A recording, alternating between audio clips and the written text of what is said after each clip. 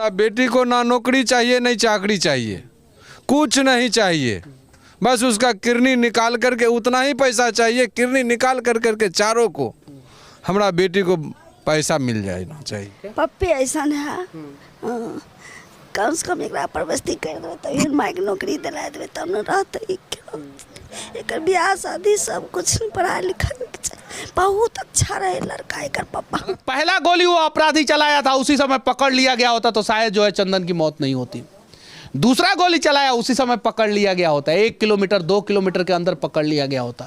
इन लोगों से सवाल पूछना है पूछिए, जितना भी टांग खींचना है खींचिए, जितना भी निगेटिव खबर दिखाना है दिखाइए, लेकिन हो सके तो किसी का मदद करने का प्रयास कीजिए। धरती पर सिर्फ दो ही जाति है, गरीब और अमीर। अमीर के लिए सारा सिस्टम कानून सबका दरवाजा खुला हुआ है और गरीब के लिए सब कुछ बंद है। भैया बहुत शांत स्वभाव के आदमी थे और उनसे आप गुस्सा से बोल देते ना तो वो खुशी से अपना रास्ता दूसरा नाप लेते थे। क्या गुनाह है? ये लोग पाकिस्तानी हैं, ये लोग आतंकवादी हैं, ये लोग नक्सलवादी हैं।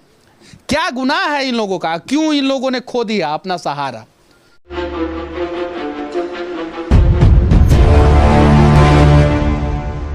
बेगूसराय में जो गोली कांड करके अपराधियों ने तांडव मचाया, 30 किलोमीटर तक लगातार गोली मारते रहे, लगभग 11-12 लोगों को गोली लगा, जिसमें से चंदन कुमार की मौत हो गई। उन्हीं के घर पे अभी हूँ और उनकी ये पत्नी है, 1.5 साल पहले सिर्फ शादी हुआ था। जरा सोचिए इनका क्या गुनाह था। उनकी दादी है ये, उनके सारे परिवार वाले हैं ये लोग। ये छोटी सी बच्ची जो 8 महीना की है उसका क्या गुनाह था? अब इस परिवार को सहारा कौन देगा? हाँ, राजनीति तो होगी, बेगूसराय बंद किया जाएगा, कभी सत्ता पक्ष विपक्ष को बोलेगा दोषी ठहराएगा, कभी विपक्ष जो है सत्ता पक्ष को दोषी ठहराएगा।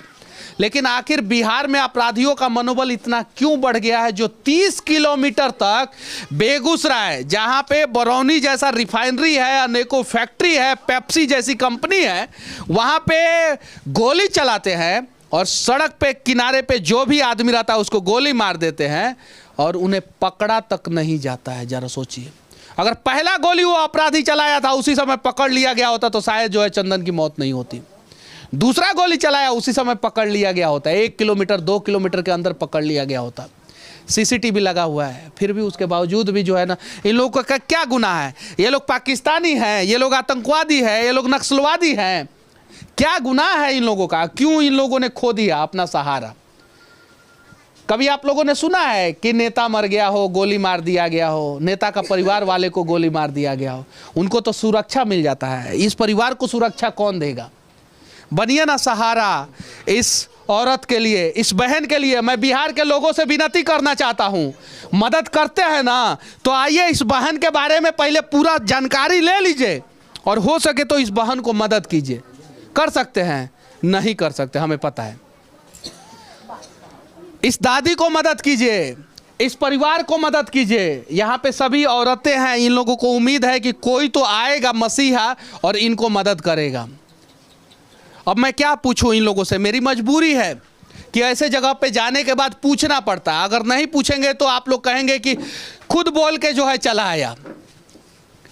कैसे थे आपके पति? कितना प्यार करते थे? अब कैसा महसूस कर रही हैं? क्या किया जाए? कौन है आप? कितना दिन पहले शादी हुआ? कितने बच्चे हैं? क्या करूं हम? क्या करें हम? बताइए। अगर आप लोगों के अंदर इंसानियत होता तो शायद जो है प्रशासन से पहले जो है बिहार के लोग जो है अपराध की घटनाओं पे लगाम लगा देते।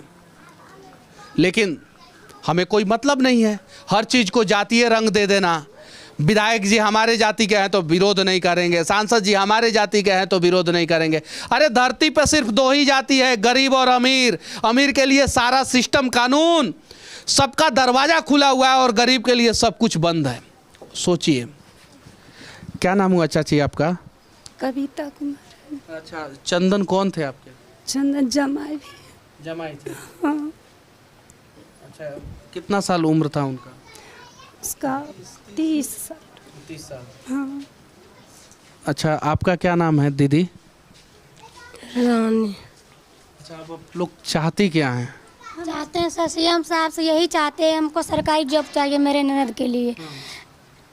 और यही चाहते हैं, मेरे बच्चा का भविष्य चाहिए। पति को प्यार तो कोई दे नहीं सकता है, लेकिन जॉब चाहिए, मेरे नए के सहारा चाहिए, यही चाहते हैं। कितना साल पहले इनका शादी हुआ था? 1.5 साल हुआ है शादी का। सिर्फ कितने बच्चे हैं? एक लड़की है। सिर्फ एक ही बच्चा है। हाँ। आप कौन है? हमें मामा छिए नहीं सजा एकरा करबो तो हमरा रुपया की होते, हमें केना के जीबै बचबै, एकरे बल से हमहूँ बचबै। सब मिल के समाज अपन मिल के सहारा एकरा दहो, नौकरी दहो, बच्चा के दहो। अब इस बच्ची को कौन पढ़ाएगा, जरा सोचिए। ये छोटी सी बच्ची जो है 7-8 महीने की है, देख सकते हैं। इसको पता भी नहीं है कि इसके पिताजी का साया जो है इसके सर से जो है उठ चुका है। क्या पप्पी ऐसा है, कम से कम एक परवस्ती कर देवे तभी माय के नौकरी दिला देवे तब न रहते।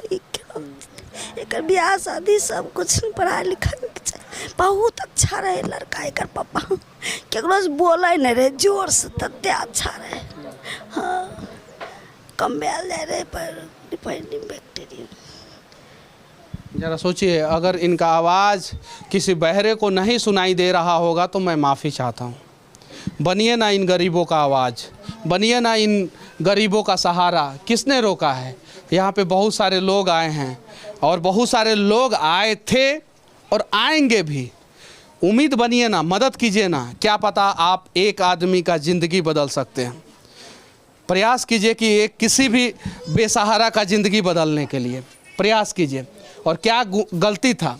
अपराधी को जल्द से जल्द स्पीड ट्रायल कोर्ट में सज़ा दिया जाना चाहिए और 1 महीना के अंदर अंदर सजा हो। सब प्रकार का सीसीटीवी कैमरा लगाते हैं। कैसा सीसीटीवी कैमरा लगाते हैं? कम से कम हजारों सीसीटीवी कैमरा लगा हुआ है। किसी भी तो सीसीटीवी कैमरा में अपराधी का चेहरा आना चाहिए।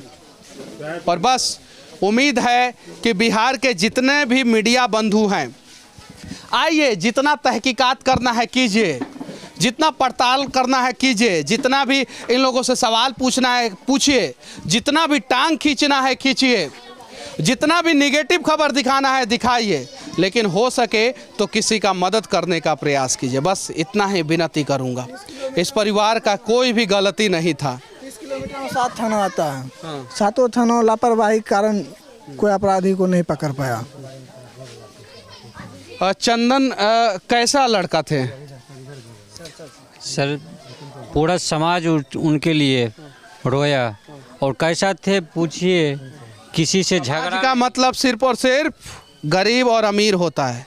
जाति मत समझ जाइएगा लोग, धर्म मत समझ जाइएगा लोग। आप लोग जब तक जाति और धर्म में समाज को बांटते रहेंगे तब तक इस प्रकार का घटना घटते रहेगा। कैसा लड़का थे चंदन भैया? बहुत शांत स्वभाव के आदमी थे और उनसे आप गुस्सा से बोल देते ना तो वो खुशी से अपना रास्ता दूसरा नाप लेते थे। किसी से झगड़ा उगड़ा होता है? अभी किसी समिति थे चंदन भैया, पंचायत समिति रह चुके हैं, इससे पहले समिति रह चुके हैं। जो भी कोई आया है हमारा बेटी की ज़िंदगी के बारे में कुछ नहीं बोला है, और जो भी बोला है वो होगा या नहीं होगा वो कोई लिखित नहीं है। दूसरी नंबर, जो हमारे बेटी को विधवा बनाया है, वो यदि बदमाश पकड़ा जाता है या पकड़ा गया तो उसको किडनी बेच कर करके हमारा बेटी को सहारा के लिए पैसा मिल जाना चाहिए। बहुत बड़ी बात इन्होंने बोला है। उस अपराधी को फांसी पे लटकाने से पहले उस अपराधी का दोनों किडनी बेच दीजिए, लीवर बेच दीजिए, और उससे कम से कम 5 करोड़ रुपया आएगा और इस बच्ची को मदद कीजिए। ये अपने आप में भारत के इतिहास में एक नया बदलाव होगा कि जो भी अपराधी किसी भी प्रकार का अपराध करते हैं, अगर वो पकड़े जाते हैं और उन पर दोष साबित हो जाता है तो उनका किडनी लीवर बेच के जो है ना पीड़ित परिवार का मदद किया जाए। बहुत बढ़िया चाचा जी। किसी नेता के आगे फिर हाथ फैलाने की जरूरत नहीं पड़ेगी और फिर कोई अपराधी जो है ना अपराध की घटना को अंजाम देने से पहले 10 बार जरूर सोचेगा 100 बार सोचेगा। अपराधी नहीं करेगा, सोच लेगा कि मेरा बेटी का शादी 1.5 साल पहले हुआ था और आज जो है अपराधी के वजह से विधवा हो गई है। 8 महीना का बच्चा है। जरा सोचिए, बस भारतीय न्याय व्यवस्था में कुछ सुधार किया जाए और इस प्रकार की अपराध की घटना को अंजाम देने वाले का किडनी लीवर बेच दिया जाए। हाँ, हमारा बेटी को ना नौकरी चाहिए नहीं चाकरी चाहिए, कुछ नहीं चाहिए, बस उसका किडनी निकाल करके उतना ही पैसा चाहिए, किडनी निकाल कर करके चारों को हमारा बेटी को पैसा मिल जाना चाहिए। चलिए, एक मैं विनती करना चाहता हूँ आप लोगों से। आप लोग चंदन के घर पे आए हैं, आधे से अधिक लोगों के मुंह में गुटखा है। जिसके मुंह में है वो समझ जाएगा। जिसके मैं किसी का चेहरा मैं नहीं दिखाना चाहता हूँ, छोड़ दीजिए लोग। चंदन की मौत गोली से हुई है, आप लोगों की मौत कैंसर से हो जाएगी। छिपने की जरूरत नहीं है। मैं आप लोगों के लिए बोल रहा हूँ, बस प्रण लीजिए लोग। कोई पिता अगर गुटखा खा रहा है तो उसका बच्चा खाएगा, कोई बच्चा खा रहा है तो वो गलत कर रहा है। मैं विनती करना चाहता हूँ, बाकी आपकी मर्जी है।